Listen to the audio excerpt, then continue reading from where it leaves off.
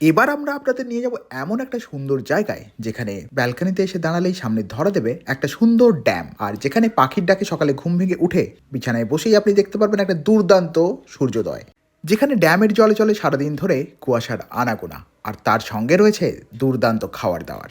ঘোরাঘুরির জন্য রয়েছে সামনেই তিস্তা ব্যারেজ, যেখানে নৌকো বিহার করুন আর বরলি মাছ দিয়ে জমিয়ে খাওয়া দাওয়া। কি ভাবছেন জায়গাটা কোথায়? এটা হলো গাজলডোবা, আর আমরা যে প্রপার্টিটায় উঠেছি এর নাম ভোরের আলো। পাখি দেখার জন্য এবারে আমরা গাজলডোবায় নৌকো বিহার করেছিলাম।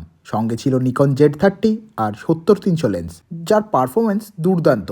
আমাকে পাখির বেশ কিছু ছবি তোলায় খুব সাহায্য করেছে। যেটা বেশি ঘোরাঘুরি না, সকালে পাখি দেখুন, দুপুরে বরলি মাছ দিয়ে জমিয়ে লাঞ্চ, এরপর রিসোর্টে এসে কিছুক্ষণ রেস্ট নিন। সন্ধ্যের কুয়াশা যখন ঘিরে ধরবে চারদিকে, তখন চলে আসুন মার্কেট এরিয়াতে। এখানে পেয়ে যাবেন ভাপা পিঠ, চিংড়ির চপটা কিন্তু ভুলেও মিস করবেন না। গাজলডোবা যাওয়ার জন্য ট্রেনে NJP, সেখান থেকে গাড়িতে গাজলডোবা।